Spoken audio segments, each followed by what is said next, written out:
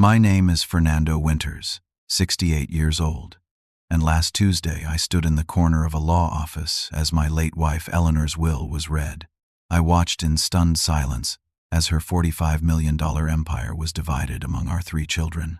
Then the lawyer handed me a dusty envelope. My daughter Amanda snickered. My son Brian openly laughed. My youngest, Sophia, couldn't even look me in the eye. 40 years of marriage, and all I got was a paper envelope. Before I tell you what was inside that envelope and how it changed everything, let me know where you're watching from and hit that subscribe button to join me on this journey of betrayal and unexpected redemption. I walked into my small, rented apartment that night, the weight of the day pressing down on my shoulders like a ton of bricks. The space felt emptier than usual.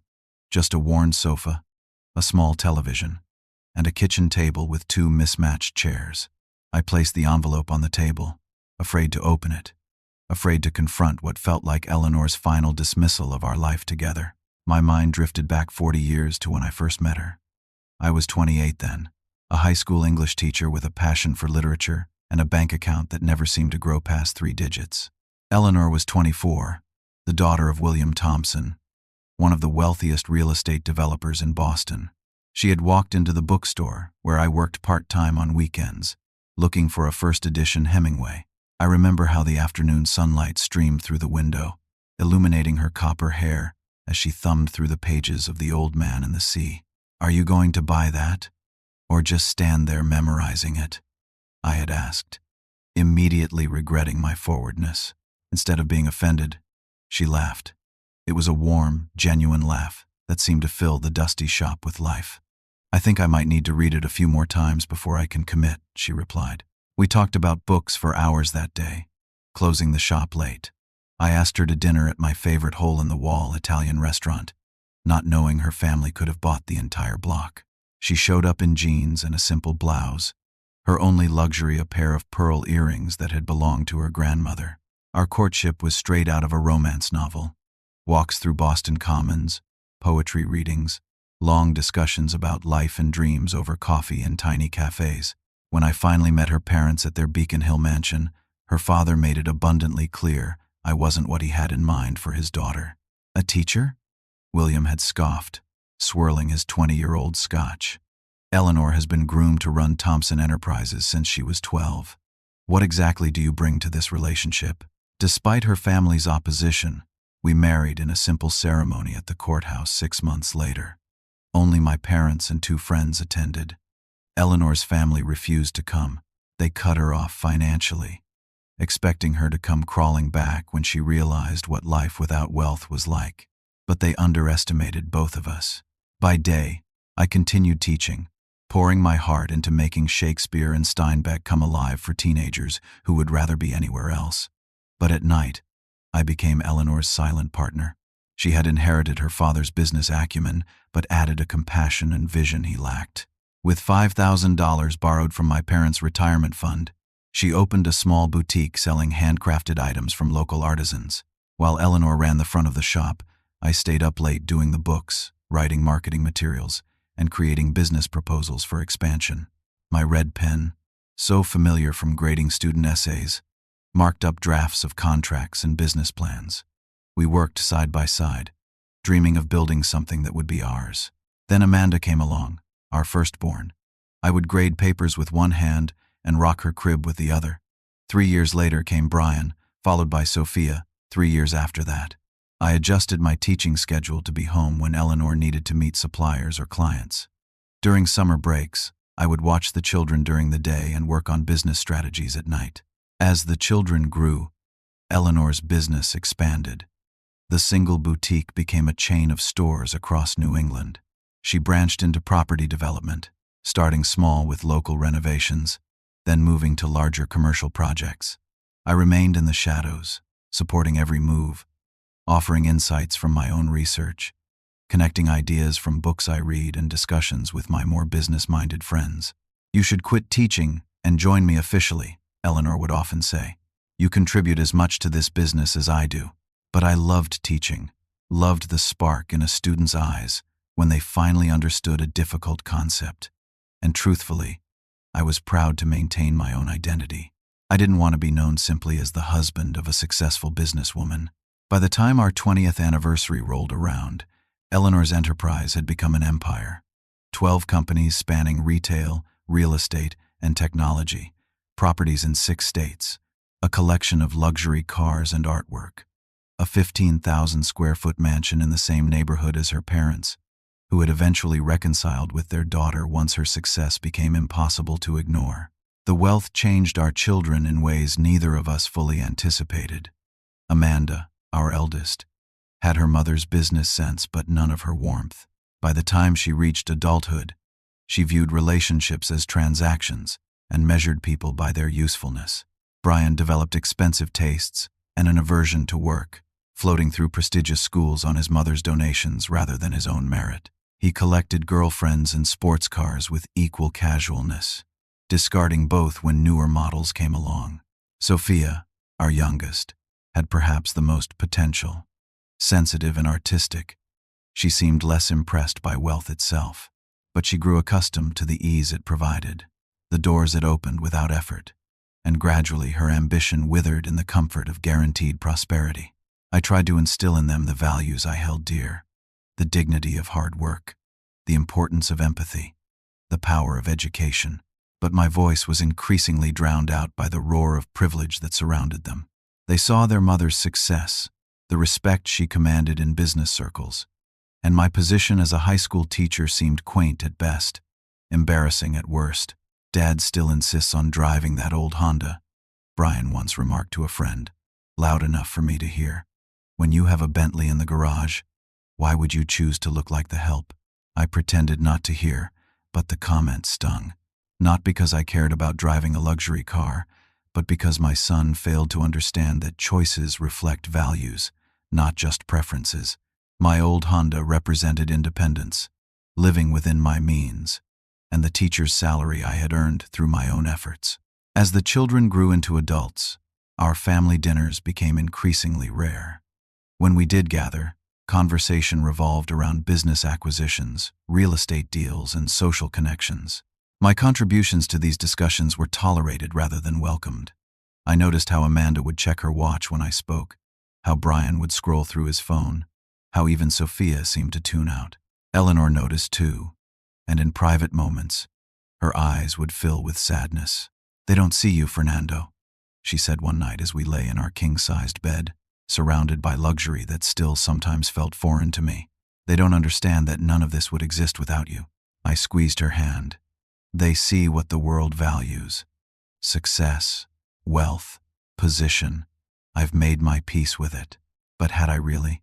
Deep down, a part of me hoped that someday they would recognize the quiet dignity in the path I had chosen, the support I had provided, the values I tried to embody.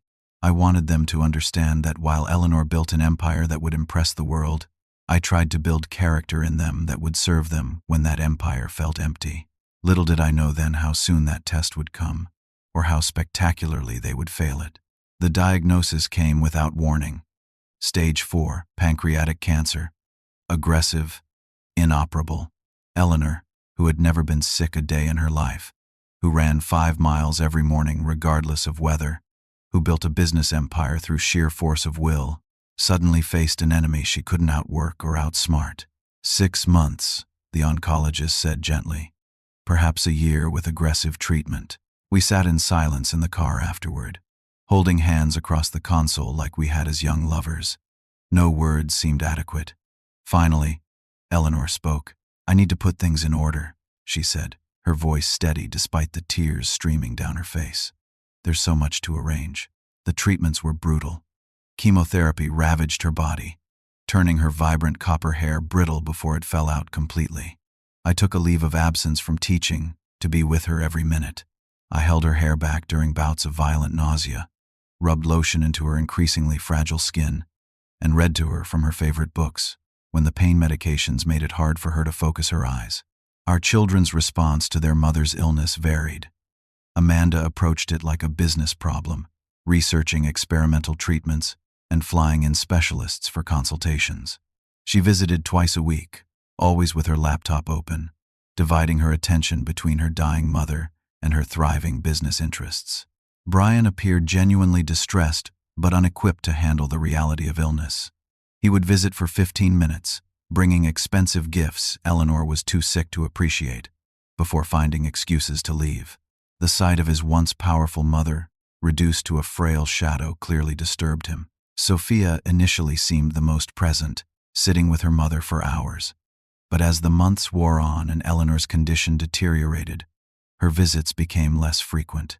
I would catch her in the hallway, tearfully explaining she had a gallery opening or a friend's event she couldn't miss. Eleanor would smile and tell her to go, to live her life. Young people shouldn't spend too much time in sick rooms, she would say after Sophia left. But I could see the hurt in her eyes. During those long nights when pain kept Eleanor awake, she would often whisper about arrangements she was making. "I've been talking to Wilson," she said one night, referring to our family attorney, "making sure everything is taken care of." "Don't worry about that now," I urged, adjusting her pillows. "Focus on fighting." She gripped my hand with surprising strength. "No, Fernando. This is important. I need to know it's all arranged properly." Her eyes held a strange intensity. "Promise me you'll trust me, no matter what happens." "Of course I trust you," I said, confused by her insistence. "I always have." In her final week, Eleanor seemed to rally slightly. The hospice nurse called it terminal lucidity, a brief period of clarity some patients experience before the end. She asked for her private laptop and spent hours typing when she had the strength, refusing help, insisting on privacy. "Just some final business matters," she explained when I brought her tea, "and a few personal letters." On our last night together, I climbed into the hospital bed beside her, careful of the tubes and wires monitoring her failing body.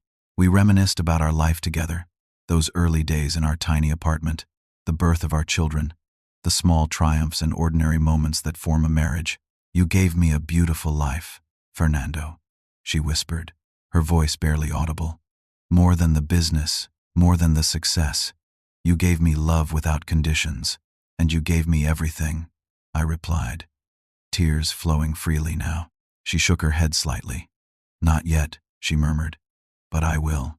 Eleanor died peacefully in her sleep at 3:17 in the morning. I was holding her hand when her breathing simply stopped. One moment she was there, and the next, 40 years of love became memory. The funeral was a spectacle befitting a business magnate. Hundreds attended, many I didn't recognize.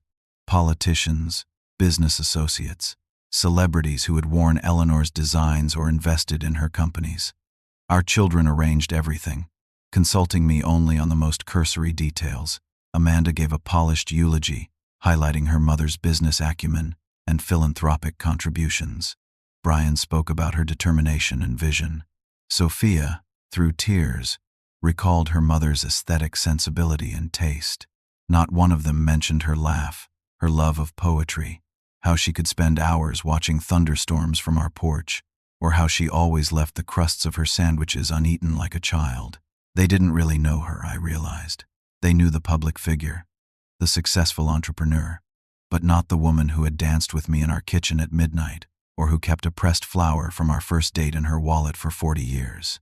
After the service, we returned to the mansion. The children arranged a catered reception that felt more like a networking event than a gathering of mourners. I found myself retreating to quieter corners, accepting condolences from strangers who seemed to expect more emotion from Eleanor's husband. She was an extraordinary woman, they would say, a pioneer in the industry. Yes, I would reply. She was. How could I explain to them that I wasn't mourning the businesswoman the world had lost, but my Ellie, who snorted when she laughed too hard and could never remember to put the cap back on the toothpaste? 2 weeks after the funeral, Wilson, our family attorney for the past 20 years, called a meeting to read Eleanor's will. The children arranged for it to be held at his downtown office rather than at home. More proper that way, Amanda explained when I questioned the decision. The day of the reading was unseasonably cold for September. I wore my best suit, the one Eleanor had bought me for our 35th anniversary. It hung a bit loose now. I had lost weight during her illness and hadn't regained it. The children arrived separately, each dressed impeccably in designer mourning clothes. Eleanor's younger brother Thomas and her older sister Catherine were also present, sitting stiffly on opposite sides of the room. They had never gotten along, not even as children. Wilson, always formal in his three-piece suit and bow tie, cleared his throat and began reading the legal preamble in his methodical voice. I tried to focus, but found my mind wandering to the last will reading I had attended, my father's, where his modest savings and small house were divided evenly between my sister and me. I was jolted back to attention when I heard Amanda's name. To my daughter, Amanda Eleanor Winters, I bequeath my controlling interests in Winters Retail Solutions, Thompson Development Corporation, Eleanor Designs, and 4 additional companies as detailed in Appendix A, with a combined valuation of $20 million. Amanda's face remained impassive, though her fingers tightened on her leather portfolio.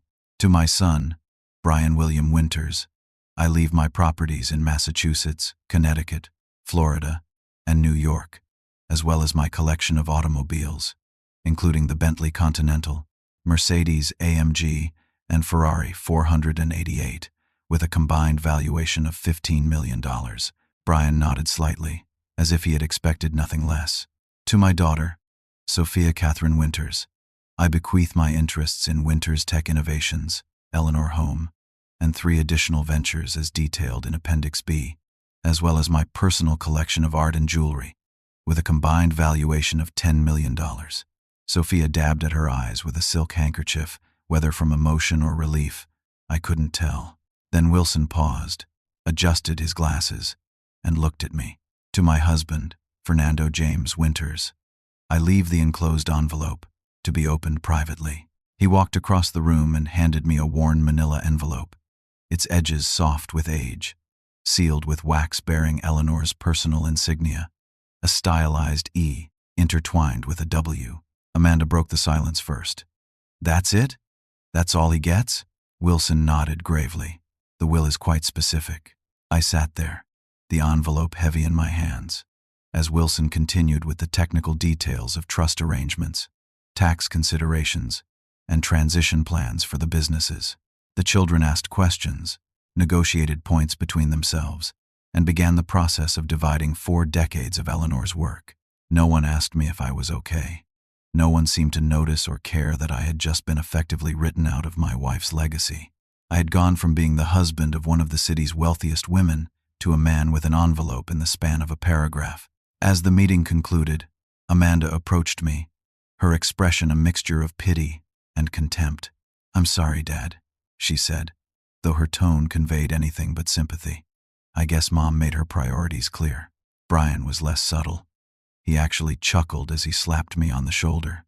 "Maybe there's a gift card inside, Pops, or a bus ticket back to whatever town you came from." Sophia at least had the decency to look uncomfortable. She hugged me briefly, a perfunctory gesture that felt more obligatory than affectionate. As she pulled away, I heard her whisper to her Aunt Catherine, "He was never really part of Mom's world, you know." I tucked the envelope inside my jacket and left the office without another word. Outside, the children were already on their phones, sharing the news with partners, friends, and financial advisors. None of them offered me a ride, so I walked the 20 blocks back to the small apartment I had rented after Eleanor's diagnosis, when staying alone in our vast home had become unbearable. With each step, the envelope seemed to grow heavier, burning against my chest like a brand of failure.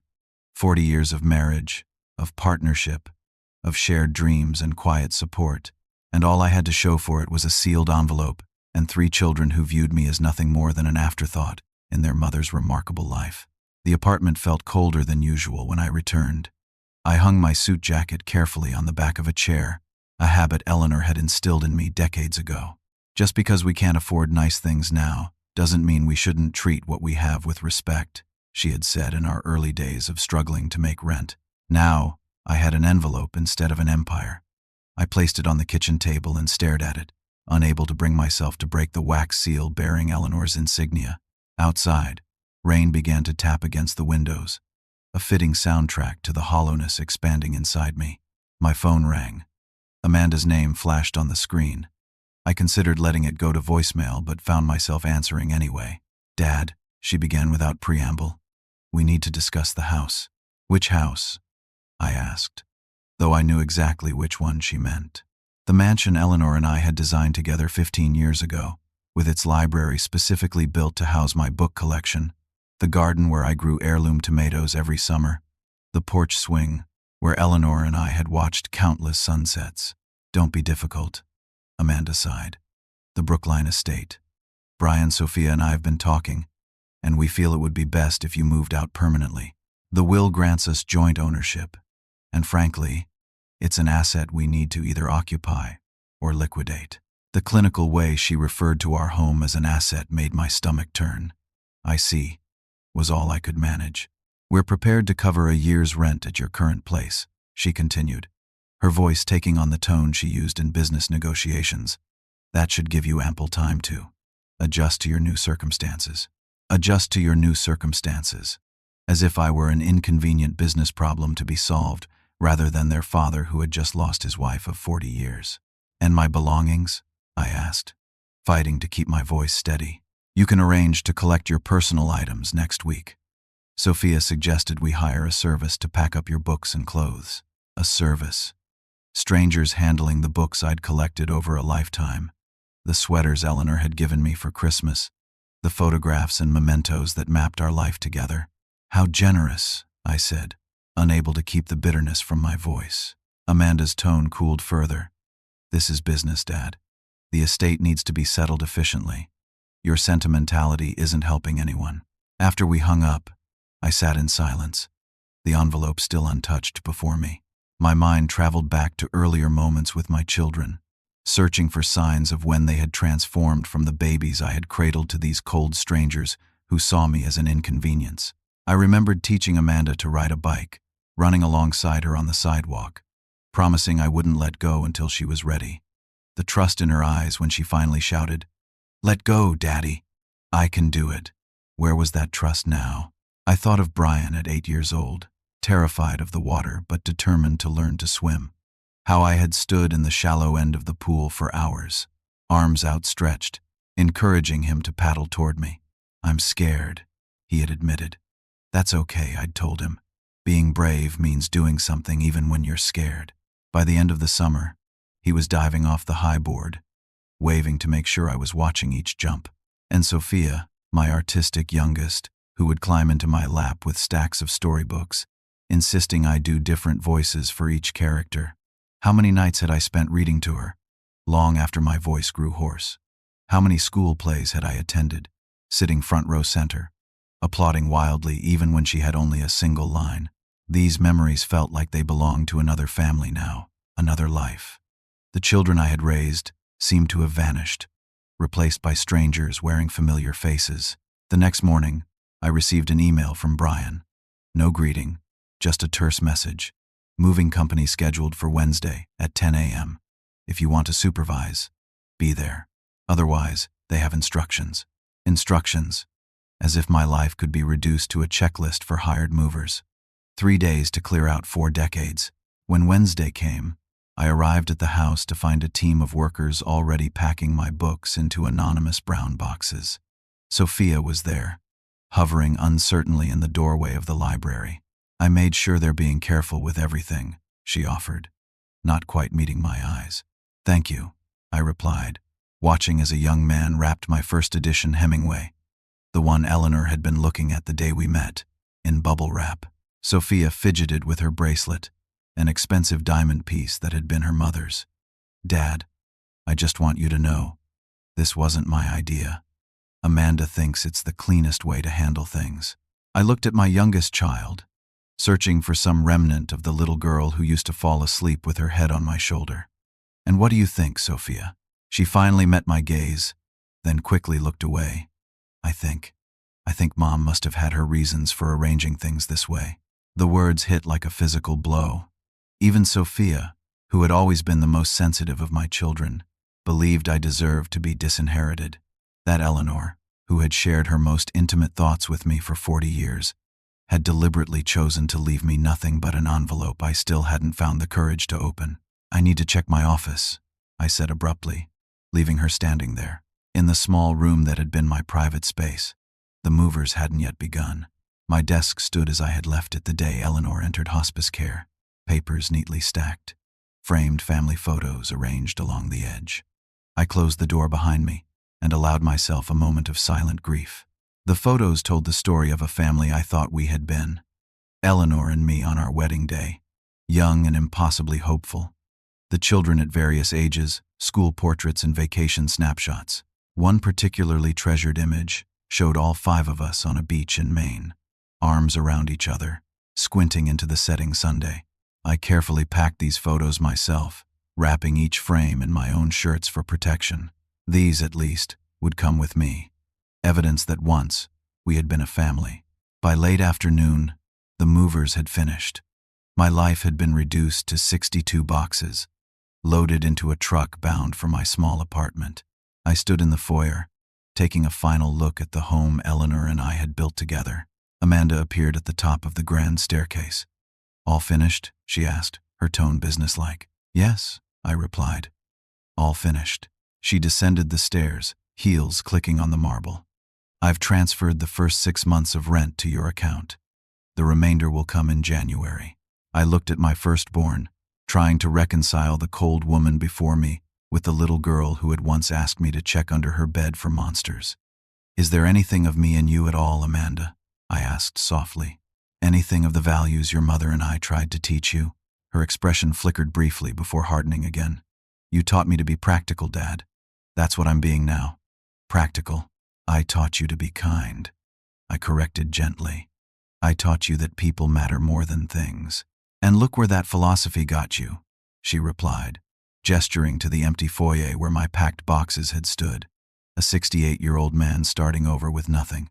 I walked to the door, then turned back one last time. "I have nothing, only if I measure my worth the way you do, by bank accounts and property deeds. But that was never how I kept score, Amanda." The door closed behind me with a soft click that somehow felt more final than a slam would have. As I walked down the driveway toward my waiting taxi, rain began to fall again, mingling with the tears I could no longer hold back. In my apartment that night, surrounded by stacked boxes I lacked the energy to unpack, I finally reached for Eleanor's envelope. Whatever it contained, I needed to face it. The wax seal broke with a soft crack, and I slid out a single sheet of paper. On it was a bank account number, a name of a bank I didn't recognize, and a single line in Eleanor's distinctive handwriting. "This is for the man who always loved me truly." Beneath it was a small key, old-fashioned and heavy for its size. I stared at the paper, turning the key over in my hand. What did it mean? Was this Eleanor's idea of consolation? A small account set aside for my basic needs while our children inherited the empire we had built together? Or was it something else entirely? Sleep eluded me that night. I lay awake, the key on my nightstand, the bank information clutched in my hand, wondering what final message Eleanor had left me, and whether it could possibly ease the pain of being erased from my own family. Morning came after a restless night. I had perhaps dozed for an hour or two, but real sleep never arrived. The rain continued to drum against my windows, casting the small apartment in a gray, somber light that matched my mood. The paper with the account number lay crumpled in my hand, the ink slightly smudged from my sweaty grip. The key sat on my nightstand, its antique brass catching what little light filtered through the blinds. I picked it up, feeling its weight, wondering what it might open. It wasn't a house key or a car key. Something smaller. A safe deposit box, perhaps. I showered and dressed mechanically, choosing clothes without much thought. The bank listed on the paper was Meridian Trust, an institution I wasn't familiar with. A quick internet search revealed it was a private bank catering to high-net-worth individuals, with its main branch downtown. I debated calling ahead but decided against it. What would I say? "Hello. My wife left me a mysterious account number and key. Could you tell me what it means?" Instead, I tucked both items into my pocket, grabbed an umbrella, and set out into the rainy morning. Meridian Trust occupied the upper floors of a sleek glass tower in the financial district. The lobby featured marble floors, soft lighting, and hushed conversations. I felt immediately out of place in my modest raincoat and slightly worn shoes. At the reception desk, a young woman with an immaculate appearance looked up expectantly. "How may I help you today, sir?" she asked, her smile professional but warm. I pulled out the paper, now even more crumpled. "My wife left me this account information. I need to inquire about it. May I see some identification, please? I handed over my driver's license. She examined it, typed something into her computer, and her eyes widened slightly. Mr. Winters. Of course. Please follow me. This was not the reaction I had expected. She led me past the main banking floor to an elevator that required a keycard to access. We rode in silence to the top floor, where she escorted me to a set of double doors marked Private Client Services. Mr. Jeffrey will see you immediately, she said, opening one of the doors and ushering me inside. The office beyond was spacious and tastefully appointed with antique furniture and contemporary art. A man in his 50s rose from behind a massive desk, extending his hand. Mr. Winters, I'm Charles Jeffrey, Executive Director of Private Client Services. We've been expecting you. You have? I couldn't hide my surprise. Mrs. Winters informed us you would likely visit within a month of her passing. Please, have a seat. I sat in the offered chair, feeling increasingly disoriented. I don't understand. I've never banked here. Jeffrey smiled kindly. No, but Mrs. Winters has maintained accounts with us for over 20 years. Very specific accounts, with very specific instructions. He pressed a button on his desk. Marissa, please bring in the Winters primary file. Within moments, a different assistant entered carrying a substantial leather portfolio. Jeffrey thanked her, then turned his attention back to me. Mr. Winters, before I proceed, I need to verify your identity according to the protocols Mrs. Winters established. May I see the key, please? I removed it from my pocket and placed it on the desk. Jeffrey examined it, then nodded. And the account number? I smoothed out the crumpled paper and showed him. He checked it against something in the portfolio and nodded again. One final question, which only the intended recipient would know. What was inscribed inside Mrs. Winters' wedding ring? I smiled slightly at this. Stars only shine in darkness. From The Old Man and the Sea, the book she was reading the day we met. Jeffrey's professional demeanor softened visibly. Thank you, Mr. Winters. Everything is in order. He closed the portfolio and looked me directly in the eyes. I have the privilege of informing you that you are the sole beneficiary of the Eleanor Winters Private Trust, which currently holds assets valued at $100 million. The room seemed to tilt slightly. I'm sorry. What did you say? $100 million, Mr. Winters. In liquid assets, investment portfolios, and controlled holdings, separate from and in addition to the assets distributed through her public will. I gripped the arms of my chair, certain I had misheard. That's impossible. Eleanor's estate was worth $45 million. It was all distributed to our children. Jeffrey shook his head slightly. That was her public estate, yes. But Mrs. Winters has been systematically building this private trust for 20 years, transferring profits and assets here, without diminishing the visible success of her known companies. She was remarkably strategic. But why would she do this? Why leave everything to the children publicly and then? I couldn't even finish the thought. Jeffrey opened the portfolio again and removed a sealed envelope. This one made of heavy cream stationery with my name written in Eleanor's handwriting. I believe this will explain better than I can. Your wife was an extraordinary woman, Mr. Winters. It was an honor to work with her.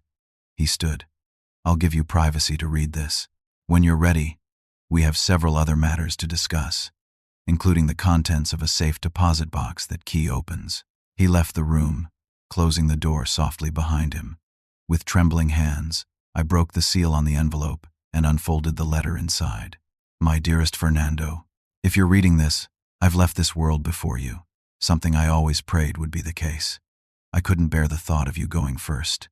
By now you've attended the reading of my public will and experienced our children's reaction to your apparent disinheritance. I'm sorry for the pain this has caused you, but it was necessary to reveal their true characters. I needed to know if they had absorbed the values we tried to teach them, or if wealth had corrupted them beyond redemption. I've watched with growing concern over the years as they took for granted not only their privileged lives but you, the man who made it all possible. Yes, Fernando, you. While the world saw me as a self-made success story, you and I know the truth. Every major business decision, every innovative direction, every compassionate policy came from our late-night discussions. Your insights, your wisdom, You never wanted recognition or credit. You were content to remain a teacher, to shape young minds during the day and help shape our empire at night. I honored your wishes publicly, but I've kept detailed records of every contribution you've made. You are as much the architect of our success as I am, perhaps more so. I built this private trust as insurance against what I feared might happen. Our children have been blessed with every advantage, every opportunity, but they've grown entitled and cold. They measure worth by wealth and status, not by character or kindness. They've forgotten that the true purpose of success is to do good, not merely to acquire more. The $100 million in this trust is yours, without condition or restriction. It exceeds our public estate deliberately. You now control more wealth than our 3 children combined. But knowing you as I do, as only I truly do after 40 years together, I expect you will use it wisely and compassionately. The key opens a safe deposit box containing documentation of your contributions to our businesses, your original ideas, your strategies that I implemented.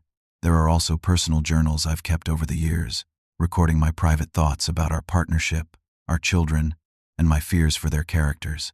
Use all of this however you see fit. You may choose to reveal everything immediately.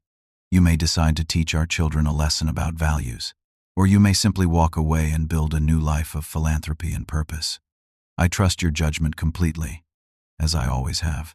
Know that I have loved you every day of our life together, not for what you provided or what you did, but simply for who you are, a man of integrity, wisdom, and unwavering kindness. The wealth you now possess is nothing compared to the wealth of spirit you have always demonstrated. All my love, for always, Eleanor. P.S. Check the safe deposit box for one additional surprise. I think it will make you smile, even through your tears. The letter blurred as my eyes filled with tears.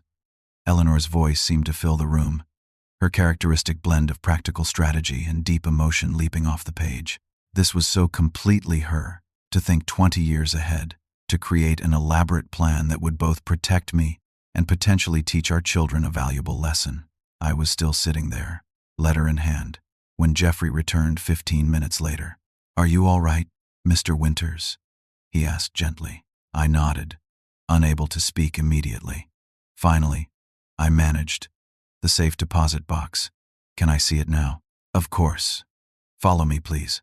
We took the elevator down several floors to a secure area that required multiple authentication steps to access. Jeffrey led me to a private room with a table and chairs, then brought in a large metal box. "I'll be outside when you're finished," he said, leaving me alone again. The key fit perfectly. Inside the box were several folders of documents, just as Eleanor had described in her letter. Financial records, business plans in my handwriting, emails between Eleanor and me discussing strategies that later became company cornerstones. There were also bound journals, dozens of them, spanning our entire marriage. But what caught my eye was a small velvet box tucked in the corner. I opened it to find Eleanor's wedding ring, the simple gold band I had saved for 6 months to purchase when we were young and struggling. Inside, just as I had told Jeffrey, was inscribed, "Stars only shine in darkness." Beside it was a note in Eleanor's handwriting. I told them I wanted to be buried with my expensive diamond ring. This one means infinitely more. It should return to you, the true star of my life. I slipped the ring into my pocket, feeling its weight against my heart. Then I began to examine the documents more carefully, formulating a plan. Eleanor had given me more than wealth. She had given me the truth, the power to reveal it, and the freedom to choose my path forward. After a lifetime of supporting from the shadows, I now held the spotlight. The question was, how would I use it? 2 days later, I sat across from Sarah Porter, a razor-sharp attorney I had known for years through my teaching days. Her daughter had been my student, and Sarah had always treated me with respect, unlike many of the parents who viewed teachers as glorified babysitters. "Let me get this straight," Sarah said, leaning forward in her ergonomic office chair.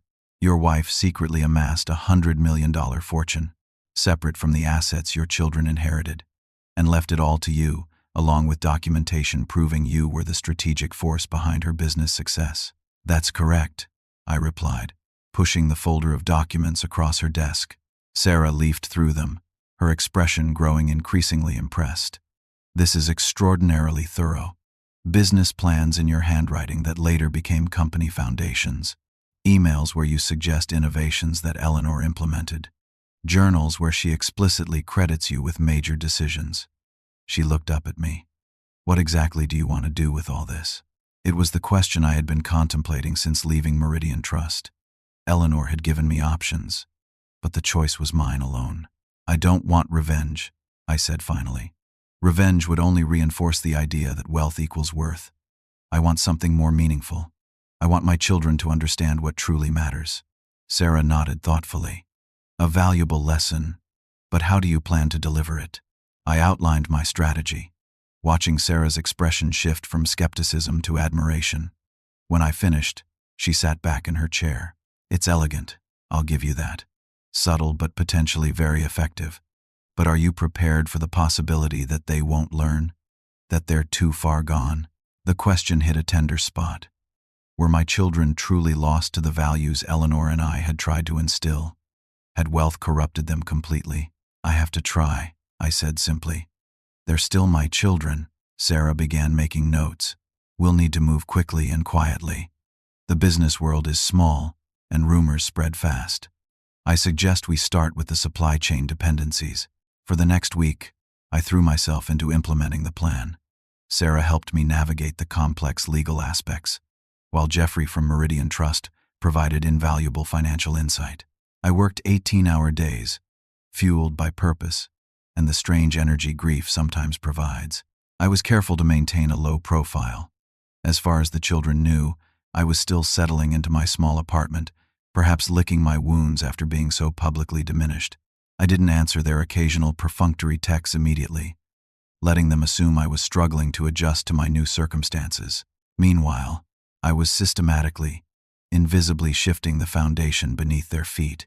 First, I acquired controlling interests in key suppliers to Amanda's retail businesses, not the obvious primary vendors, but the secondary suppliers that provided essential components, companies that delivered specialized fabric treatments, proprietary packaging, and custom hardware elements. For Brian's real estate holdings, I quietly purchased adjacent properties and significant shares in the management companies that maintained his buildings. I also bought the mortgage company that held loans on 2 of his properties. With Sophia's tech companies, I invested heavily in her main competitors, while simultaneously reaching out to her top talent with extremely attractive offers. All of this was done through layers of shell companies and investment vehicles that couldn't be traced back to me. To the outside world, it appeared that various unrelated entities were making strategic moves that just happened to affect my children's interests. 2 weeks into my plan, I received a panicked call from Amanda. "Dad, are you busy?" Her voice had none of its usual cool confidence. "Something strange is happening with the business." "What's wrong?" I asked, keeping my tone casual as I signaled to Sarah, who was sitting across from me in our temporary office, that the first domino had fallen. 3 of our key suppliers have suddenly raised prices by 30%. Another has extended their delivery timeline from 2 weeks to 6. It makes no sense. They've been reliable for years. "That does sound odd," I agreed. "Have you spoken with them directly?" "Of course I have," she snapped, frustration bleeding through. "They all claim new ownership has implemented policy changes. When I try to reach the new owners, I get nowhere. Perhaps your mother had special relationships with these suppliers that didn't transfer with the company," I suggested mildly. The line went quiet for a moment. Then, in a slightly different tone, Amanda asked, "How are you doing, Dad? Getting settled in the apartment?" The abrupt shift to personal concern, coming only after her business problems arose, was telling. I fought back a sigh. "I'm managing." "Was there something else you needed, Amanda?" Another pause. "No, that's all. I'll figure this supplier issue out." But she wouldn't. At least not without significant cost and disruption. The next day, Brian called. His usually jovial, carefree voice was strained. "Hey, Pops. Quick question. Did Mom ever mention anything about the zoning around the Beacon Street property? There's some development being proposed for the adjacent lots that could seriously impact the value." I pretended to think about it. "Not that I recall." But your mother handled those details. I was just the English teacher, remember? The subtle dig wasn't lost on him. Look, Dad, I know things have been tough. The will reading and everything. I want you to know I've been thinking about it, and I feel bad about how things went down. Do you? I asked, making no effort to hide my skepticism. Yeah, of course. You're my dad. He paused. Actually, I was wondering if you'd like to have dinner this week? Talk things over? Interest in my company had arrived precisely when he faced a financial threat. The pattern was unmistakable. I'm rather busy this week, Brian. Perhaps another time. His surprise at being brushed off was audible. Busy? Doing what? The question stung with its implicit assumption that without Eleanor and access to the family wealth, my life must be empty. Goodbye, Brian. Good luck with your zoning issue. Sophia was the last to reach out. 3 days later. Unlike her siblings, she didn't lead with a problem but invited me to coffee just to check in. It was the approach most likely to appeal to me, and I wondered if her siblings had strategized with her after their failed attempts. I agreed to meet her at a small cafe near my apartment. She arrived looking uncharacteristically stressed, her usual polished appearance slightly frayed around the edges.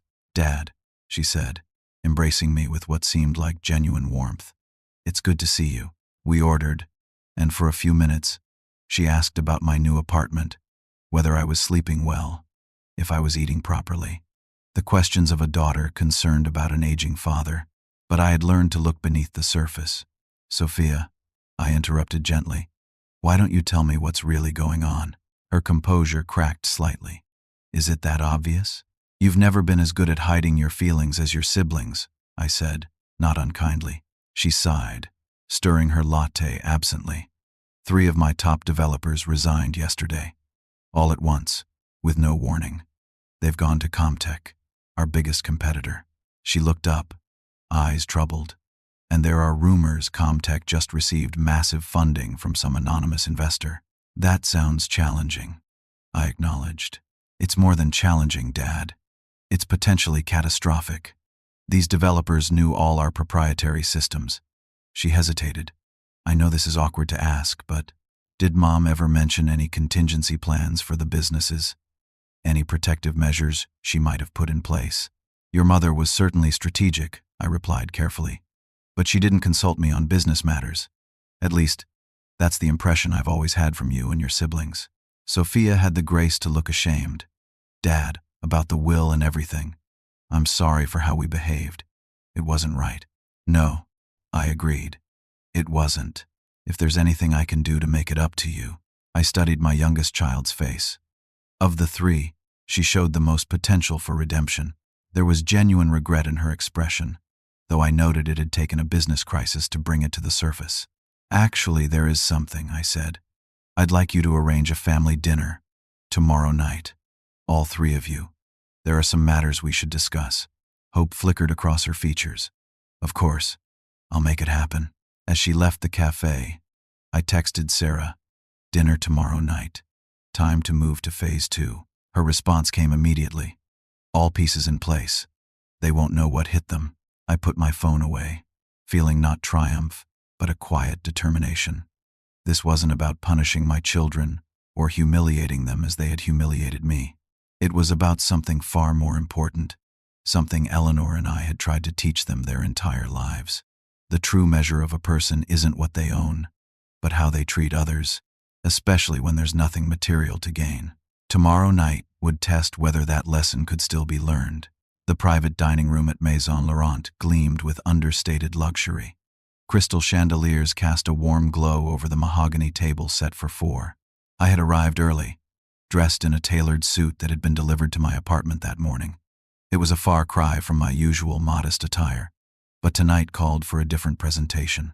The maitre d' appeared at my elbow. Mr. Winters, your children have arrived. Thank you. Please show them in. Amanda entered first, her stride confident as always, though I detected tension in the set of her shoulders. Brian followed, unusually subdued in a conservative navy suit rather than his typical flashy attire. Sophia came last, offering me a tentative smile. Their reactions when they saw me were nearly identical, a momentary freeze of surprise. I knew what they were seeing. Not the modest high school teacher in his worn blazer, but a man transformed by an impeccably tailored charcoal suit, crisp white shirt, and subtly patterned silk tie. I had even visited a high-end barber that afternoon, my usual self-trimmed haircut replaced by a more sophisticated style. "Dad," Amanda recovered first. "You look different." "Thank you for coming," I replied, gesturing to the chairs. "Please, sit down." They exchanged glances, clearly thrown off balance by my demeanor and appearance. Good. Off balance was exactly where I needed them. A waiter appeared with champagne, pouring 4 glasses without being asked. I lifted mine slightly. "To family," I said, watching their faces carefully. They raised their glasses with varying degrees of confusion. Brian took a large swallow, while Amanda merely sipped, her eyes never leaving my face. Sophia fidgeted with her napkin, anxiety radiating from her. "I'm sure you're wondering why I asked you here," I began once the waiter had departed. "It's been an interesting few weeks for all of us, hasn't it?" "Dad, if this is about the will," Amanda started. "We've all had time to reflect, and we agree the arrangements were unexpected. Harsh, is what they were," Brian interjected. "Mom was harsh." Sophia said nothing, but her eyes were troubled. "Actually," I said calmly, "I wanted to discuss the recent business difficulties you've all been experiencing." The shift in their attention was immediate. 3 pairs of eyes locked onto mine with laser focus. "How did you know about that?" Amanda asked sharply. I smiled slightly. "I know quite a lot of things, Amanda. For instance, I know that Central Textiles, your primary fabric supplier, is considering terminating your contract entirely next month. And Brian, those zoning changes you're worried about, they're just the beginning. There's a complete redevelopment plan for the entire block that will tie your properties up in regulatory battles for years." Their stunned expressions were almost comical. "And Sophia," I continued, turning to my youngest, "Comtech isn't just hiring your developers. They're preparing to launch a product that will make your main platform obsolete within 6 months." "How could you possibly know all this?" Amanda demanded, her composure cracking. Instead of answering directly, I removed an envelope from my jacket and placed it on the table. "Before I explain, I'd like you to read this.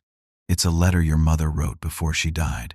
I had made copies of Eleanor's letter, editing out only the most personal parts.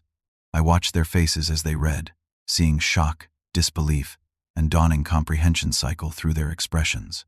Brian looked up first. $100 million? This has to be a joke." "It's not," I said simply. Amanda's face had drained of color. "These claims about your involvement in the business decisions, the strategies, is this true?" "Every word," I confirmed. "Your mother kept meticulous records, which brings me to why you're all having business difficulties." I signaled to the waiter, who brought in a sleek laptop. I opened it and turned the screen toward them, displaying a complex chart of business connections. "This shows the recent changes in ownership of companies connected to your businesses. The highlighted entities are all now controlled, directly or indirectly, by me." The silence that followed was profound. I could almost hear the calculations running through their minds, the reassessment of who I was, of the power dynamics that had shifted so dramatically. "Why?" Sophia finally asked, her voice barely above a whisper. "Are you trying to destroy what Mom built? What we inherited?" The question revealed how little they understood, still viewing the situation through a lens of assets and ownership rather than deeper values. "I'm not destroying anything," I replied. "I'm attempting to teach the lesson your mother and I tried to impart throughout your childhoods, the one that somehow got lost along the way. The value of a person isn't measured by their wealth or possessions, but by their character, their integrity, their capacity for compassion and respect." I looked each of them in the eye, one by one. "At the will reading, you laughed at my envelope while celebrating your millions. You mocked me, excluded me, treated me as insignificant because I appeared to have nothing of material value. You showed your true characters that day, and they were found wanting." The food arrived, but no one touched it. The air in the private dining room felt charged with tension and revelation. "So this is revenge," Amanda stated flatly. "You're going to ruin us because we hurt your feelings." I shook my head. "If that were true, I wouldn't be here telling you about it." I'd simply let events unfold until you lost everything. No, this isn't revenge. It's an opportunity for growth, for rediscovering the values that should matter. What exactly do you want from us? Brian asked warily. Nothing, I replied honestly. I don't need anything from you. The question is what you want from yourselves, from your lives. Are you satisfied being people who value others only for what they can provide? Who dismiss a 40-year marriage as worthless because it didn't come with a large enough price tag? Who forget that the man you mocked is the same one who taught you to ride bikes, helped with homework, and loved you unconditionally? Sophia's eyes filled with tears. Dad, I'm so sorry. What I said at the will reading, how I behaved afterward. I was wrong. We all were, Brian admitted reluctantly. But you have to understand. We were shocked. We thought Mom would split everything evenly, include you in the inheritance. Amanda remained silent, her expression unreadable. Finally, she spoke. These business pressures you've created, they could destroy everything Mom built, everything we've worked for. Is that really what you want? What I want, I said carefully, is for my children to understand that there are consequences to treating people as disposable once they're no longer useful to you. That true wealth isn't measured in dollars but in relationships, in integrity, in how you treat others when there's nothing to gain. I closed the laptop. As of right now, all the pressure points on your businesses have been instructed to return to normal operations. The suppliers will honor their contracts. The zoning issues will resolve favorably. The developers won't share proprietary information. Their relief was palpable. Shoulders sagging, breaths exhaled. But, I continued, that situation can change again with a single phone call. Not because I want to control you or punish you, but because actions have consequences. Treat people with disrespect, and eventually it will cost you. Amanda studied me with new eyes. You're not who we thought you were. I'm exactly who I've always been, I corrected her. You just never bothered to see me clearly. Your mother did. She saw everything. The remainder of the dinner passed in subdued conversation. We discussed Eleanor, sharing memories that had nothing to do with business success or wealth, but rather the small moments that defined her as a person. Her laugh, her habit of reading the end of books first, her terrible singing voice that she inflicted on us during road trips. As the evening concluded, I left them with one final thought. Your mother built an empire. It's true, but she valued me, your father, above that empire. Not for what I provided materially, but for who I was as a person. That's the standard by which I hope you'll eventually learn to judge others and yourselves. In the taxi home, I felt neither triumph nor satisfaction, only a quiet hope that the seeds planted tonight might eventually grow into something worthy of Eleanor's legacy. Not the financial legacy, but the moral one she had tried so hard to establish. The true test would be what my children did next, now that they understood the world was not as they had perceived it, and that their father was not the simple, inconsequential figure they had dismissed. A week passed, with no word from any of my children. I hadn't expected immediate transformation, so the silence didn't surprise me. Real change, genuine self-reflection, takes time. I busied myself with plans for the future, consulting with financial advisors about philanthropic foundations and educational initiatives that could put Eleanor's hidden fortune to good use. On the 8th day after our dinner, my doorbell rang unexpectedly. When I opened it, Sophia stood there, looking younger and more vulnerable than I had seen her in years. Dad, she said softly, can I come in? I stepped aside, welcoming her into my modest apartment. She glanced around, taking in the stacked moving boxes I still hadn't fully unpacked. The simple furnishings, the books piled on every surface. I should have helped you move, she said, regret coloring her voice. I should have done a lot of things differently. We sat at my small kitchen table, where I served tea in mismatched mugs. For several minutes we sat in silence, the steam rising between us like the unspoken words waiting to be acknowledged. I keep thinking about what you said, Sophia finally began. About Mom seeing you clearly when we didn't. About valuing people for who they are, not what they have. She traced the rim of her mug with one finger. I've been doing a lot of thinking about who I am, who I want to be. And what have you discovered? I asked gently. That I don't much like who I've become, she admitted, eyes filling with tears. Somewhere along the way, I lost sight of what you and Mom tried to teach us, about kindness, about seeing people's true worth. I reached across the table and took her hand. It's never too late to find your way back to those values. Sophia squeezed my hand. I'm trying. I've decided to restructure my company. We've been so focused on profit margins and market share that we've ignored the human impact of our technology. I want to redirect our efforts toward accessibility features, making our products available to underserved communities. The sincerity in her voice moved me deeply. This was my artistic, sensitive child re-emerging from beneath the hard shell of privilege. I think your mother would be very proud of that decision, I said. Sophia smiled through her tears. There's something else. I've been talking to Brian. He's been different since the dinner. Quieter, more thoughtful. He wants to convert one of his properties into affordable housing for teachers and public service workers. This surprised me. Brian, with his collection of sports cars and model girlfriends, had seemed the most superficial of my children. That's unexpected, I acknowledged. Sophia nodded. He said something that stuck with me. He said, Dad spent his life helping others see their potential. Maybe it's time I did something similar. She looked at me hopefully. He'd like to meet with you, to discuss how to structure the project properly. A warmth spread through my chest. Cautious but real. I'd be happy to help him. What about Amanda? I asked after a moment. Sophia's expression dimmed slightly. Amanda's struggling the most with all this. Her identity has been so wrapped up in being the successful, hard-charging businesswoman.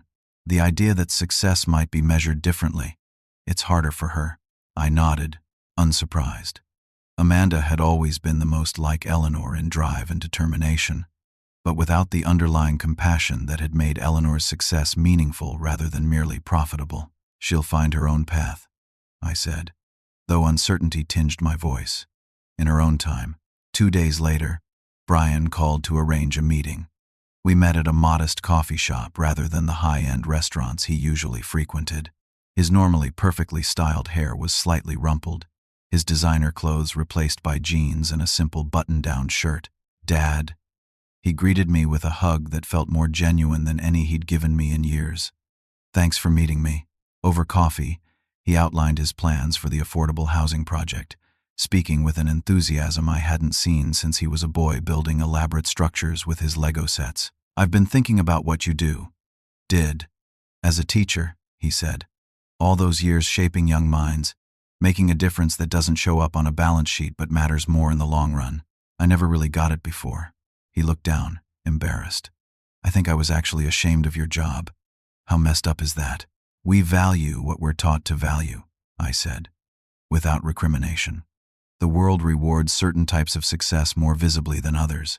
Well, I'm learning to see differently now, he said. This housing project is just the start. I want to do more. Be more than just a rich guy with expensive toys. I felt a father's pride, deep and fundamental. That's all your mother and I ever wanted for you. Not wealth, but purpose. 3 weeks passed. Sophia and Brian called regularly, dropping by the apartment, including me in their lives in ways they hadn't for years. We talked about Eleanor often, sharing memories that had nothing to do with her business success.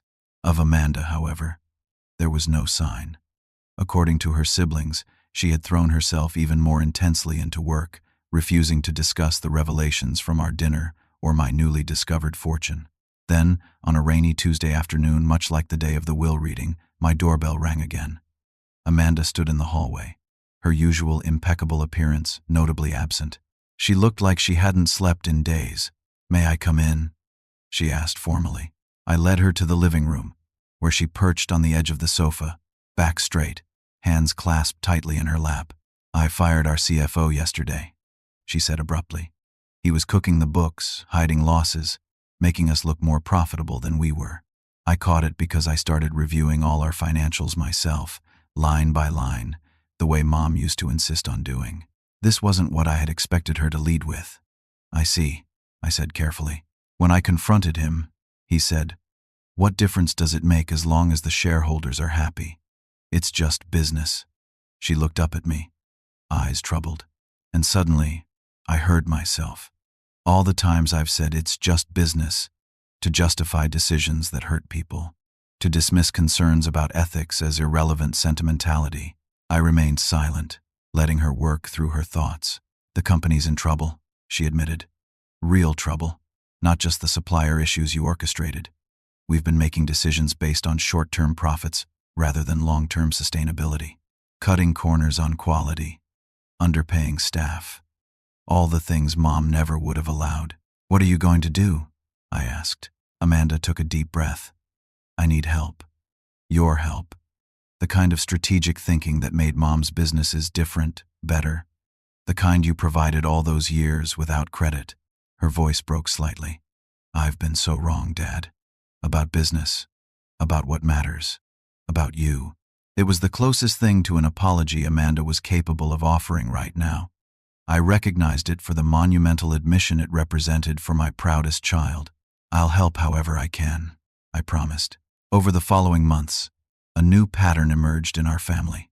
Weekly dinners at my apartment, which I had decided to keep rather than move to a more luxurious residence. The children initially seemed puzzled by this choice, but gradually came to appreciate the cozy simplicity of the space, so different from their own showcase homes.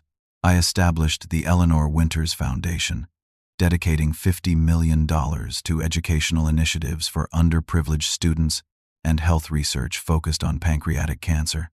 The foundation's first major project was a scholarship program for promising students who wanted to become teachers. Named in Eleanor's honor, Brian converted not one but 3 of his properties to affordable housing, focusing on accommodations for essential workers who couldn't afford to live in the cities where they worked. He sold his Ferrari collection, keeping only his mother's old Volvo, which he restored himself. Sophia's company pivoted toward accessibility technology, developing tools that helped visually impaired users navigate digital spaces.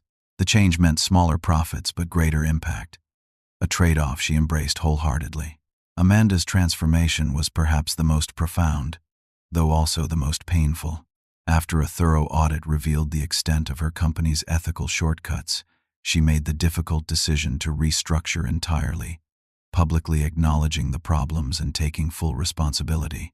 The financial press criticized her harshly, but for the first time, she measured her worth by standards other than public approval or profit margins.